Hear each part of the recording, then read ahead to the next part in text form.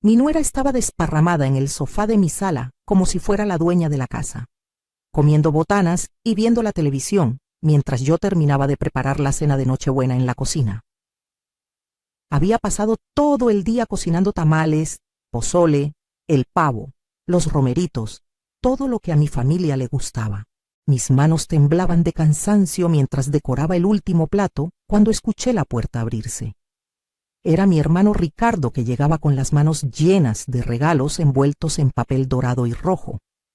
Sus ojos recorrieron la sala buscándome y su rostro se llenó de confusión al no encontrarme de inmediato. Entonces lo escuché gritar desde la entrada con voz alarmada: «¿Dónde está tu mamá?». Mi hijo Sebastián salió del cuarto con una sonrisa burlona en el rostro y respondió con un tono tan frío que me heló la sangre. La mandé a la calle. No servía para nada aquí. Necesitábamos el espacio. El silencio que siguió fue ensordecedor. Mi hermano dejó caer los regalos al piso y caminó lentamente hacia Sebastián. Yo salí de la cocina en ese momento con el delantal todavía puesto, las lágrimas rodando por mis mejillas. Mi nuera ni siquiera se movió del sofá. Simplemente me miró con desprecio y siguió comiendo como si nada. Pero lo que ninguno de ellos sabía era que mi hermano Ricardo no era un hombre cualquiera. Era un juez recién jubilado, un hombre que había pasado 40 años de su vida combatiendo las injusticias, conocido en todo el estado por no dejar pasar ni una sola falta a la ley o a la dignidad humana. Vi cómo sus ojos se oscurecieron de una forma que solo había visto una vez antes, cuando alguien había intentado estafarme años atrás. Sacó su teléfono celular del bolsillo y marcó un número. La llamada duró menos de 30 segundos. Solo dijo: «Ya llegué. Necesito que vengas ahora mismo a esta dirección», y después colgó. Mi hijo y mi nuera se miraron entre ellos con una sonrisa nerviosa, sin entender todavía la magnitud de lo que acababa de desencadenar.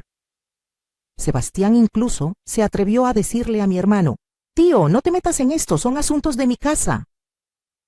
Ricardo no respondió, simplemente se quedó parado en medio de la sala, mirándolos fijamente con esa mirada de juez que había hecho temblar a los peores criminales. 10 minutos después sonó el timbre. Lo que pasó a continuación convirtió su Navidad en la peor pesadilla que jamás hubieran imaginado. Sigue mi historia hasta el final y comenta la ciudad desde donde me estás viendo para saber qué tan lejos ha llegado mi relato. Mi nombre es Mercedes del Carmen Ruiz y tengo 68 años. Nací en un pueblito de Guanajuato donde aprendí desde niña que una mujer debe sacrificarse por su familia, que el amor de madre no conoce límites y que los hijos son la bendición más grande que Dios nos puede dar. Durante 45 años creí eso con cada fibra de mi ser. Me casé joven, a los 19 años, con Alberto, un hombre trabajador que manejaba camiones de carga por todo el país. Quedé embarazada de Sebastián a los pocos meses de casada y desde ese momento mi vida entera giró alrededor de ese niño. Alberto pasaba semanas fuera de casa por su trabajo, así que fui yo quien crió a Sebastián prácticamente sola. Me levantaba a las 5 de la mañana para prepararle el desayuno antes de la escuela. Planchaba su uniforme cada noche para que siempre se viera impecable. Lo ayudaba con sus tareas hasta altas horas de la madrugada. Cuando Alberto tuvo el accidente en la carretera a Monterrey y quedó con una pierna destrozada, fue mi turno de sostener la casa. Empecé a vender tamales por las mañanas y a limpiar casas por las tardes. Mis manos se llenaron de callos, mi espalda comenzó a dolerme todo el tiempo, pero nunca me quejé porque mi hijo necesitaba continuar sus estudios. Sebastián era inteligente, sacaba buenas calificaciones y yo soñaba con verlo convertido en un profesionista, alguien que tuviera una vida mejor que la nuestra. Vendí las pocas joyas que tenía, incluido el anillo de bodas de mi abuela, que era lo único de valor que me quedaba, para pagar su universidad. Trabajé doble turno durante 6 años para que no le faltara nada, para que tuviera sus libros, su computadora, su ropa, su celular. Alberto me decía que lo estaba malcriando, que el muchacho debería trabajar y estudiar como hacen la mayoría, Pero yo no quería que sufriera, no quería que conociera las dificultades que yo había conocido.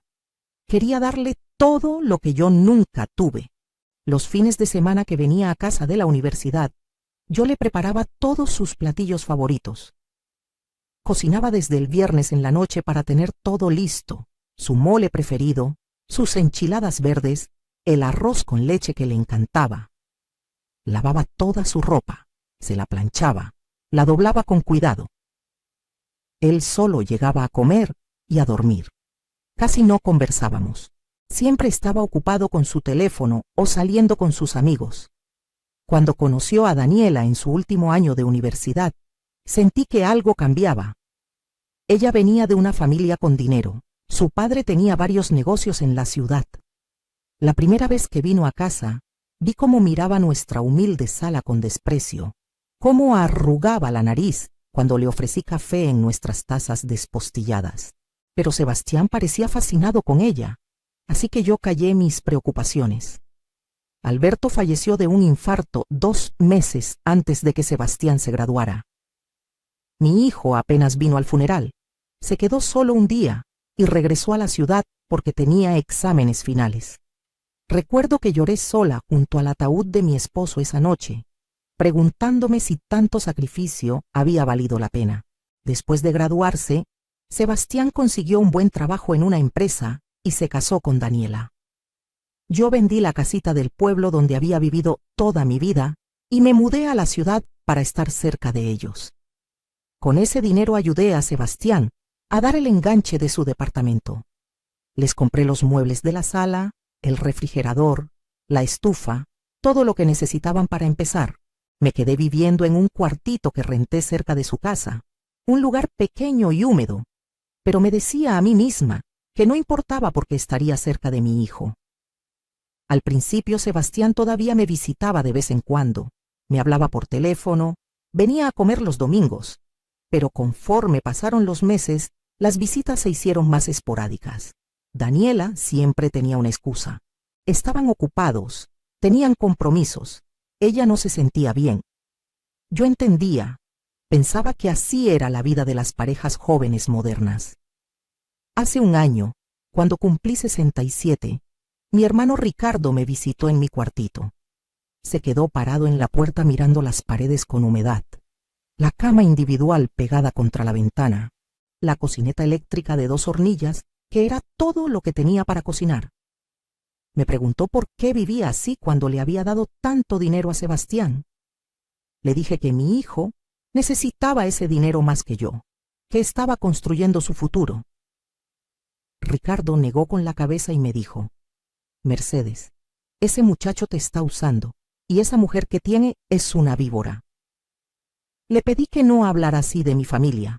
3 meses después, me enfermé de los bronquios, una infección terrible que me tuvo en cama durante 2 semanas. Le marqué a Sebastián, pero nunca contestó mis llamadas. Le mandé mensajes de texto, diciéndole que me sentía muy mal, que necesitaba que me llevara al doctor. Respondió 3 días después diciendo que había estado muy ocupado en el trabajo. Fue mi vecina, doña Lupita, una señora mayor que apenas podía caminar por su artritis, quien me llevó a la clínica del Seguro Social. Cuando finalmente Sebastián vino a verme una semana después, solo fue para pedirme dinero prestado. Dijo que Daniela quería remodelar la cocina del departamento y que necesitaban 50,000 pesos. Le dije que ya no tenía ahorros, que había gastado todo en sus estudios y en ayudarlos con el departamento. Se enojó tanto que azotó la puerta al salirse. Pasaron 4 meses sin que supiera nada de él. En mayo Daniela quedó embarazada y Sebastián me habló para darme la noticia. Sentí que mi corazón se llenaba de alegría. Pensé que un bebé los acercaría nuevamente a mí, que volvería a ser parte de su vida. Me ofrecía ayudarlos con todo lo que necesitaran. Durante los meses del embarazo, trabajé haciendo costuras para otras personas, vendiendo gelatinas y postres para juntar dinero. Quería comprarle cosas bonitas a mi futuro nieto.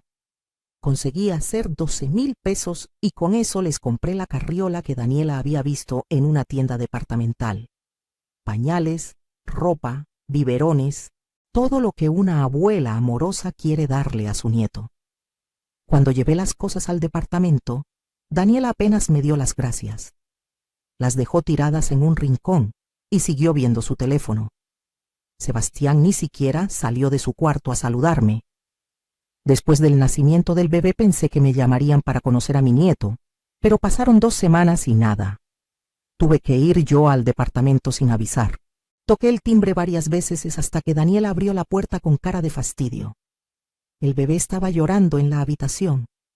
Le pregunté si podía ayudarla, si necesitaba que cuidara al niño para que ella descansara. Me dijo que no, que ya tenían todo bajo control, y cerró la puerta en mi cara. Volví a mi cuartito y lloré toda la noche. En septiembre el dueño del edificio donde rentaba me avisó que iba a vender la propiedad y que tenía que desocupar en 2 meses. Entré en pánico, porque con mi edad y mis pocos ingresos sería muy difícil encontrar otro lugar. Le marqué a Sebastián llorando, explicándole mi situación. Hubo un largo silencio del otro lado de la línea y luego dijo: «Aguántame, voy a hablar con Daniela». Me llamó 2 días después y me dijo que podía irme a vivir con ellos temporalmente mientras encontraba algo. Sentí un alivio tan grande que no presté atención a la frialdad en su voz. Empaqué mis pocas pertenencias en 3 cajas de cartón y me mudé a su departamento en noviembre. Desde el primer día Daniela dejó muy claro que mi presencia no era bienvenida. Me asignaron un pequeño cuarto de servicio junto a la cocina, un espacio sin ventanas que antes usaban como bodega. Había cajas apiladas hasta el techo y apenas cabía el colchón inflable que Sebastián puso en el piso para mí. No me quejé, agradecí tener un techo. Les dije que para ganarme mi lugar yo haría todos los quehaceres de la casa, cocinaría, limpiaría, cuidaría al bebé, lo que necesitaran.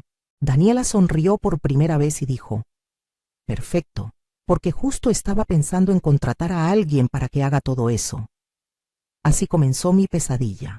Me levantaba a las 6 de la mañana para preparar el desayuno de Sebastián antes de que se fuera al trabajo. Luego limpiaba toda la casa, lavaba la ropa, planchaba, hacía las compras. Daniela se quedaba en cama hasta las 11 o 12 del día, viendo series en su tablet mientras yo cuidaba al bebé. Cuando la criatura lloraba en la noche, Daniela golpeaba la pared y gritaba: «Mercedes, cállalo». Yo me levantaba a mecerlo, a cambiarle el pañal, a darle su biberón. Algunas noches no dormía más de 3 horas seguidas. Una tarde de principios de diciembre, mientras limpiaba la sala, escuché a Daniela hablando por teléfono con su madre. Decía: «No te imaginas qué conveniente es tener a la suegra aquí. Es como tener una sirvienta gratis, hace todo y ni siquiera tenemos que pagarle». Se rió con esa risa cruel que ya conocía bien. Sentí que algo se rompía dentro de mí. Esa noche, acostada en mi colchón inflable en ese cuarto oscuro y sin ventanas, tomé una decisión. Saqué de debajo del colchón una caja de metal oxidada que había traído conmigo cuando me mudé. Adentro había documentos que nadie más conocía, papeles que guardaba desde hacía años. Verán, hay cosas de mi vida que nunca le conté a Sebastián, cosas que consideré innecesarias porque creí que jamás las necesitaría. Mi padre, que murió cuando yo tenía 25 años, había sido dueño de varios terrenos en lo que entonces eran las afueras de León, Guanajuato. Terrenos que en ese tiempo no valían mucho porque no había nada construido alrededor. Cuando falleció, mis hermanos y yo heredamos esas propiedades. Mis 2 hermanas vendieron sus partes de inmediato, necesitaban el dinero para sus familias. Ricardo, que siempre fue más visionario, guardó las suyas. Yo también guardé las mías, 5 terrenos que registré a mi nombre y olvidé durante décadas porque estaba ocupada criando a Sebastián y cuidando a Alberto. Durante todos estos años en que viví con lo mínimo, en que vendí tamales y limpié casas, jamás toqué esas propiedades porque en mi mente eran la herencia de Sebastián, algo que le dejaría cuando yo muriera. Pero hace 6 meses, Ricardo me llamó muy emocionado. Me dijo que la zona donde estaban nuestros terrenos se había desarrollado increíblemente, que ahora había centros comerciales, fraccionamientos residenciales, que una empresa importante quería comprar terrenos en esa área para construir. Me dijo que sus terrenos ahora valían una fortuna y que seguramente los míos también. No le hice mucho caso en ese momento, pero guardé la información. Ahora, acostada en ese cuarto de servicio, saqué los documentos y los revisé con cuidado a la luz de mi celular. 5 escrituras a mi nombre, legales y registradas. A la mañana siguiente, mientras Daniela dormía y Sebastián se había ido al trabajo, llamé a Ricardo.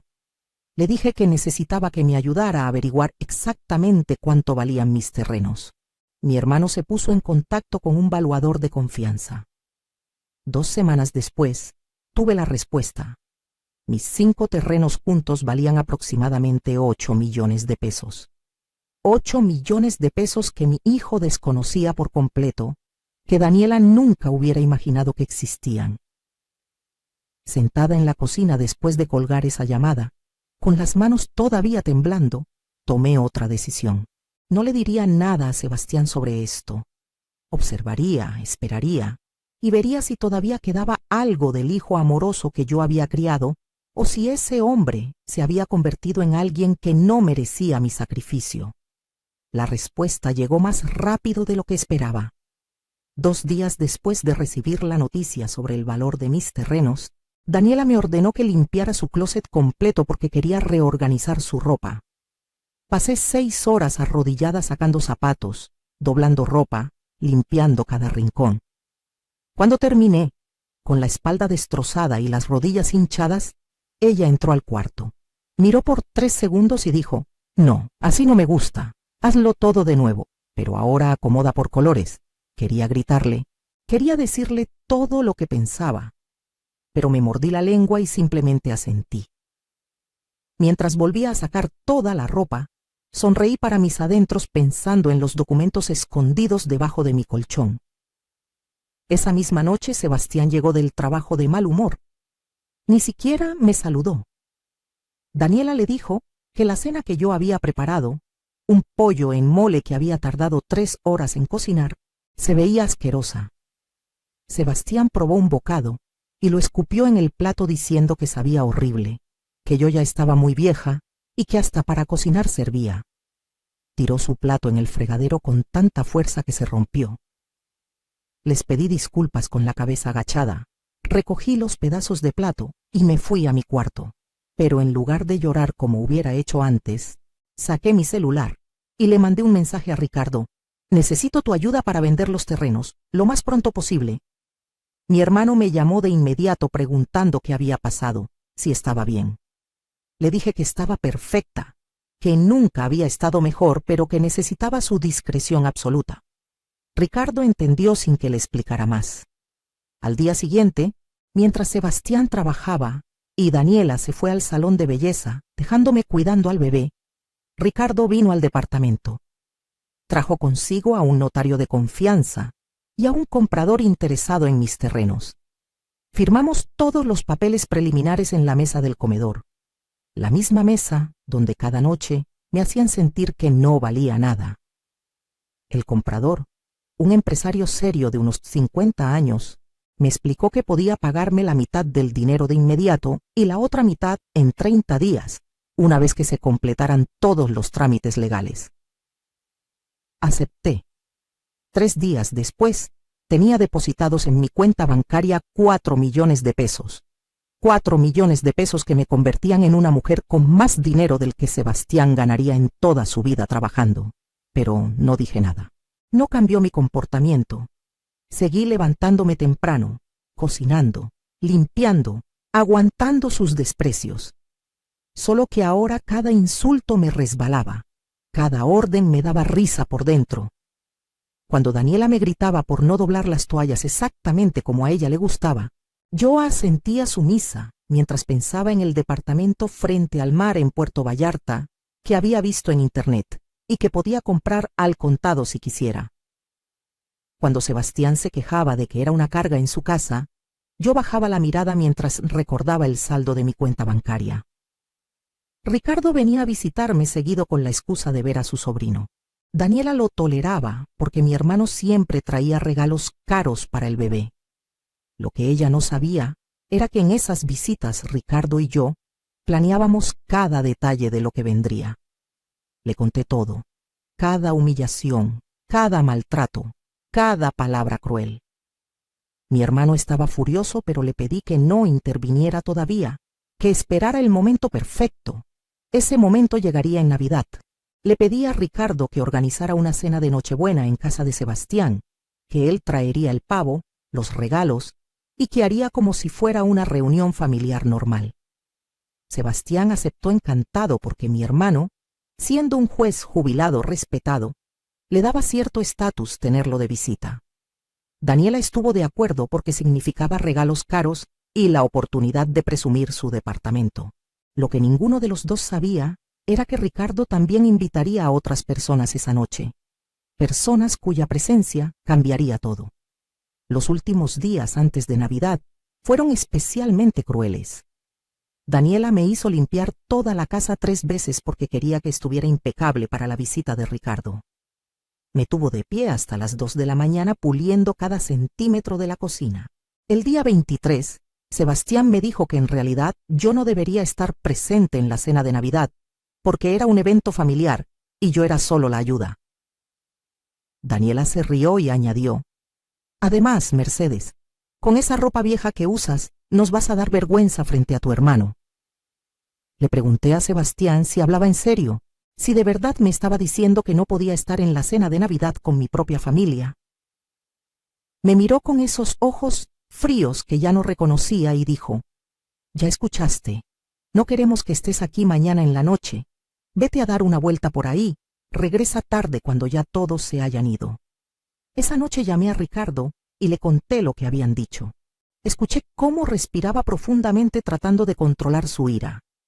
Entonces me dijo: «Mercedes, mañana vas a hacer exactamente lo que te voy a decir». La tarde del 24 de diciembre me levanté temprano como siempre y preparé toda la comida para la cena.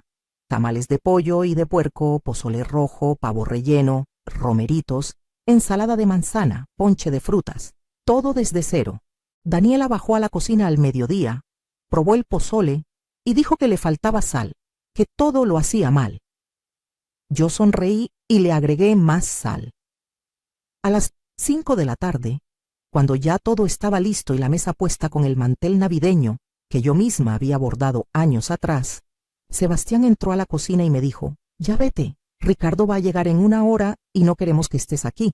Me quité el delantal lentamente, me lavé las manos y caminé hacia mi cuarto. Daniela ya estaba desparramada en el sofá de la sala, con unos pants deportivos carísimos y comiendo botanas directamente de la bolsa, dejando migas por todos lados. Había pasado todo el día en el salón haciéndose las uñas y el cabello mientras yo cocinaba. Tomé mi bolsa, mi suéter y salí del departamento sin decir palabra. Pero no me fui lejos. Bajé al estacionamiento y me subí al coche de Ricardo, que ya estaba esperándome ahí según lo planeado. Nos estacionamos en la calle de enfrente, con vista a la entrada del edificio. A las 6 en punto vimos llegar a Ricardo con las manos llenas de bolsas de regalos envueltos en papel dorado y rojo. Subió al departamento. Desde el coche no podíamos escuchar lo que pasaba adentro, pero Ricardo me había prometido que grabaría todo en su teléfono. 10 minutos después, vi llegar el coche que estábamos esperando. Se estacionó justo frente al edificio. De él bajaron 2 mujeres que reconocí inmediatamente: la licenciada Miriam Torres, abogada especialista en derecho familiar que Ricardo me había presentado la semana anterior, y la trabajadora social del DIF, que había aceptado venir como testigo de la situación. Subieron juntas al departamento. Mi teléfono vibró con un mensaje de Ricardo: «Ya están aquí, subí tú también». Con las piernas temblando pero el corazón firme, bajé del coche y entré al edificio. Subí en el elevador respirando profundo. Cuando llegué al piso, la puerta del departamento estaba abierta. Entré y la escena que vi me habría parecido cómica si no fuera tan triste. Sebastián estaba pálido como un fantasma. Daniela se había levantado del sofá y miraba a las dos mujeres desconocidas con confusión y miedo. Ricardo estaba parado en medio de la sala con su teléfono en la mano, todavía grabando. Cuando me vio entrar dijo en voz alta: «Aquí está ella, aquí está mi hermana a la que ustedes corrieron de su propia cena de Navidad». La trabajadora social me miró con compasión. La licenciada Miriam sacó una grabadora de su bolsa y la puso sobre la mesa.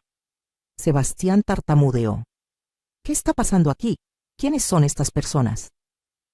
Ricardo se acercó a él lentamente y dijo: «Te voy a decir exactamente qué está pasando. Estas personas son testigos de cómo has tratado a tu madre durante meses. Esta señora es trabajadora social y está aquí porque vamos a presentar una denuncia formal por abuso y maltrato hacia un adulto mayor. Y esta es la licenciada Torres, la abogada de tu madre». Daniela soltó una risa nerviosa. «Abogada, por favor. Si Mercedes no tiene ni para pagar la renta». Esa fue mi oportunidad. Di un paso al frente y hablé por primera vez en meses con voz firme y clara. «Tienes razón, Daniela. No tengo para pagar renta, pero lo que sí tengo es esto». Saqué de mi bolsa los documentos que había traído conmigo y los puse sobre la mesa. Saqué también mi teléfono y abrí la aplicación del banco. Puse la pantalla frente a los ojos de Sebastián, mostrándole el saldo de mi cuenta. 4.200.000 pesos. Vi cómo sus ojos se abrían con incredulidad. Daniela se acercó y miró la pantalla. Luego me miró a mí como si me viera por primera vez. Expliqué con calma: «Hace 2 semanas vendí la mitad de unos terrenos que heredé de mi padre hace décadas. Terrenos cuya existencia nunca mencioné porque pensé que serían tu herencia, Sebastián. Pero una madre que es corrida de la cena de Navidad, que es tratada como sirvienta en la casa que ella ayudó a pagar, esa madre recapacita sobre a quién dejarle su patrimonio». Ricardo continuó: «Y eso no es todo, no es. Todavía le faltan otros 4 millones de pesos por cobrar cuando se complete la venta el mes que viene. Además de 3 terrenos más que todavía no vende y que valen fácilmente otros 6 millones. Tu madre, a la que llamaste inútil, a la que corriste como si fuera basura, tiene más dinero del que tú verás en toda tu vida». El silencio que siguió fue absoluto. Vi cómo Sebastián hacía cuentas mentalmente, cómo su cara pasaba de la incredulidad a la comprensión y luego al pánico absoluto. Daniela también estaba haciendo cuentas, y en sus ojos vi algo que nunca había visto antes: miedo. La licenciada Miriam tomó la palabra. «Señora Mercedes ha documentado cada maltrato, cada humillación, cada abuso verbal. Su hermano, el juez Cortés, me ha mostrado videos y grabaciones. Tenemos testimonios de vecinos. Esto es suficiente para proceder legalmente». Sebastián trató de acercarse a mí. «Mamá, yo no. Nosotros no sabíamos. Si hubiéramos sabido». Lo interrumpí. «Si hubieran sabido qué, hijo. Si hubieran sabido que tengo dinero, me habrían tratado diferente. El respeto y el amor se compran con dinero. ¿Soy tu madre solo cuando te sirvo para algo?». Las lágrimas corrían por mi cara, pero esta vez no eran lágrimas de tristeza, sino de liberación. Ricardo puso su mano en mi hombro. «Mercedes ya no vive más aquí. Se viene conmigo esta noche. Y antes de que salga, quiero que sepas, Sebastián, que tu madre gastó hasta el último centavo que tenía en darte una educación, vendió las joyas de su abuela, trabajó hasta destruirse la salud, y así le pagas». La trabajadora social añadió: «Voy a incluir en mi reporte que también hay un menor de edad en este hogar, y que me preocupa el ambiente en el que está creciendo». Daniela palideció al escuchar esto. «No, no pueden quitarme a mi hijo. Nadie va a quitarte nada», dijo la licenciada Miriam, «siempre y cuando demuestren que pueden ser mejores personas y mejores padres. Esta es su advertencia». Esa noche me fui del departamento de Sebastián con las pocas pertenencias que tenía, con mi dignidad restaurada y con mi hermano sosteniéndome del brazo. No miré atrás. Me quedé en casa de Ricardo las primeras semanas mientras decidía qué hacer con mi vida y mi futuro. Sebastián me llamó todos los días durante el primer mes. Al principio eran llamadas llenas de excusas y justificaciones. Después se volvieron súplicas llorosas pidiéndome perdón. Luego intentó la manipulación emocional, que su hijo me necesitaba, que él me necesitaba, que Daniela estaba arrepentida. Contesté algunas llamadas, escuché lo que tenía que decir, pero no regresé. En enero, cuando recibí los otros 4 millones de pesos de la venta completa de los terrenos, tomé decisiones importantes sobre mi futuro. Primero compré un departamento precioso de 2 habitaciones en una zona tranquila de Querétaro, cerca de Ricardo, pero con mi propia independencia. Tiene una terraza con vista a las montañas donde puse plantas y donde tomo mi café cada mañana viendo el amanecer.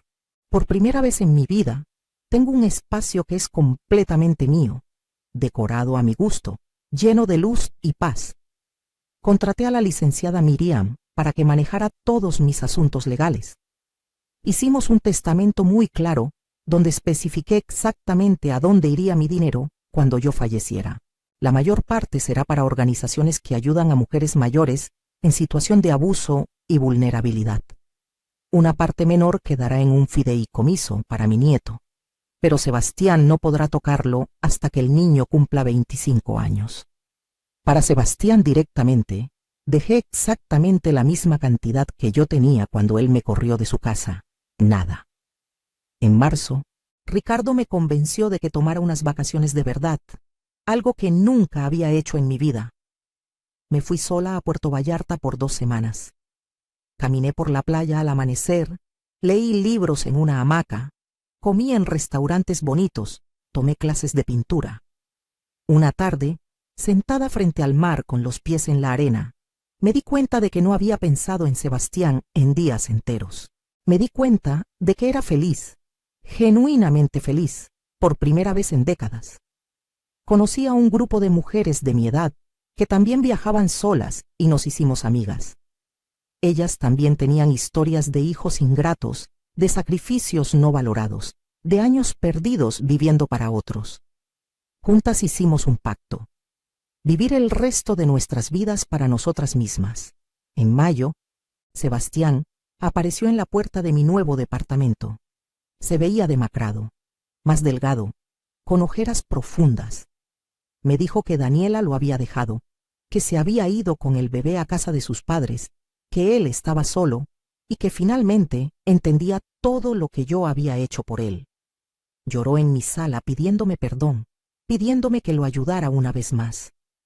Lo escuché en silencio. Cuando terminó de hablar, le serví un vaso de agua y le dije: Sebastián, te voy a decir algo que necesitas escuchar. Te di todo lo que tenía, no solo dinero, sino mi tiempo, mi salud, mi vida entera. Lo hice por amor, pero también lo hice mal, porque te enseñé que podías tomar sin dar nada a cambio, que mi valor como persona dependía de lo que pudiera hacer por ti. Eso fue mi error como madre. Pero tus acciones como adulto, la forma en que me trataste, eso fue tu decisión.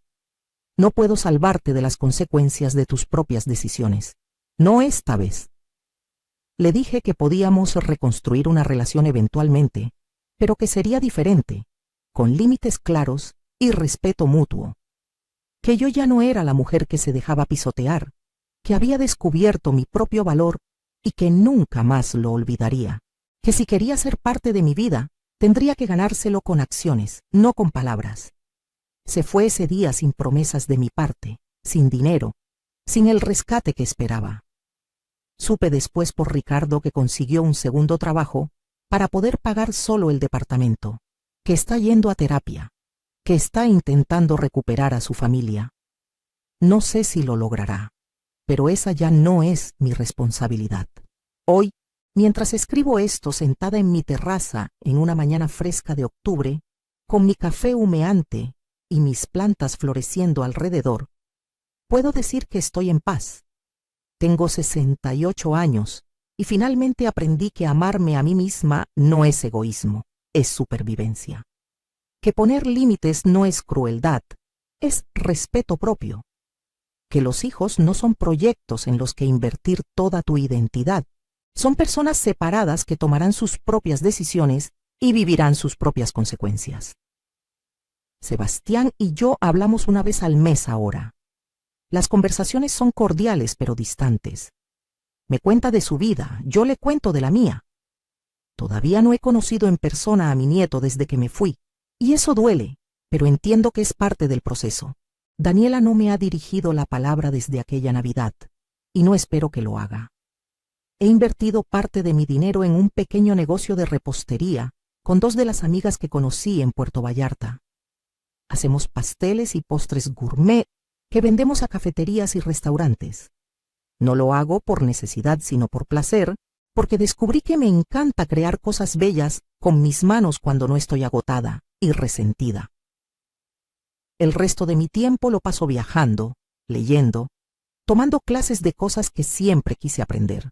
Inglés, computación, historia del arte. Salgo a caminar cada tarde con un grupo de adultos mayores del vecindario. Voy al cine sola los martes porque hay descuento. Cocino solo cuando quiero y solo lo que me gusta a mí. Vivo, finalmente, para mí misma. Ricardo dice que estoy irreconocible, que parezco 10 años más joven, que mis ojos brillan de una forma que no veía desde que éramos niños. Tiene razón. Es increíble lo que sucede cuando dejas de cargar el peso de las expectativas de otros, cuando dejas de medirte por cuánto puedes sacrificar. La trabajadora social cerró el caso después de verificar que yo estaba bien y que el bebé no estaba en peligro. La licenciada Miriam se volvió mi amiga además de mi abogada. Me invita a cenar con su familia, me incluye en reuniones con otras mujeres que han pasado por situaciones similares. He descubierto una comunidad entera de mujeres de mi edad que también están reescribiendo sus vidas después de años de dar sin recibir. A veces, en las noches tranquilas, pienso en aquella Nochebuena cuando estaba arrodillada en mi cuartito oscuro sin ventanas, sintiéndome invisible e inútil. Pienso en cómo el descubrir mi propio valor, literalmente y figurativamente, cambió el curso de mi vida. No fue el dinero lo que me salvó, fue la revelación de que yo merecía más, de que mi vida tenía valor más allá de lo que pudiera hacer por otros. El dinero solo me dio la libertad de actuar según esa revelación. Les cuento esta historia no para que sientan lástima por mí, sino para que entiendan que nunca es tarde para defenderte, para poner límites, para decir basta. No importa si tienes 68 años o 90, si tienes dinero o no, mereces respeto, mereces dignidad, mereces vivir con paz. Y si tienes hijos a los que les has dado todo, recuerda esto: amarlos no significa desaparecer tú. Sacrificarte no significa destruirte. Darles oportunidades no significa permitir que te maltraten. El verdadero amor, el amor sano, incluye respeto mutuo y límites claros. Si yo pudiera hablar con la Mercedes de hace un año, esa mujer rota que dormía en un colchón inflable en un cuarto de servicio, le diría: resiste, porque viene algo mejor. Le diría que su valor no depende de cuánto aguante, sino de cuánto se valore a sí misma. Le diría que decir no es una oración completa. Le diría que está bien ser egoísta a veces, especialmente después de toda una vida de ser desinteresada. Y tú, que estás leyendo o escuchando esto, ¿qué harías en mi lugar? ¿Has permitido que alguien te trate como yo permití que me trataran? ¿Has descubierto tu propio valor? ¿O todavía lo mides por lo que haces por otros? Comenta abajo, cuéntame tu historia, dime desde qué ciudad me lees, porque todas estas historias, todas estas experiencias, nos conectan y nos recuerdan que no estamos solas. Hoy desperté en mi cama cómoda, en mi departamento lleno de luz, sin tener que cocinar para nadie más que para mí misma. Voy a pasar el día como yo quiera, rodeada de personas que me valoran, haciendo cosas que me dan alegría. Y cuando llegue la próxima Navidad, la pasaré con Ricardo y con las amistades que he cultivado, con personas que me aman no por lo que puedo darles, sino por quien soy. Esa Nochebuena del año pasado fue la peor noche de mi vida, pero también fue el principio de mi liberación. A veces necesitamos tocar fondo para encontrar la fuerza de levantarnos. A veces necesitamos perderlo todo para descubrir lo que realmente importa. Y a veces necesitamos que nos rompan el corazón para finalmente aprender a valorarnos. Valió la pena cada lágrima, cada humillación, cada momento de dolor porque me trajeron hasta aquí, hasta esta vida que finalmente es mía. Y si estás pasando por algo similar, quiero que sepas que tú también puedes llegar aquí. Tú también mereces tu propia terraza con vista a las montañas, literal o metafóricamente. Tú también mereces paz. Nunca es tarde para comenzar de nuevo. Nunca es tarde para elegirte a ti misma. Nunca es tarde para decir basta y construir la vida que mereces. Yo lo hice a los 68 años y ha sido la mejor decisión de mi vida.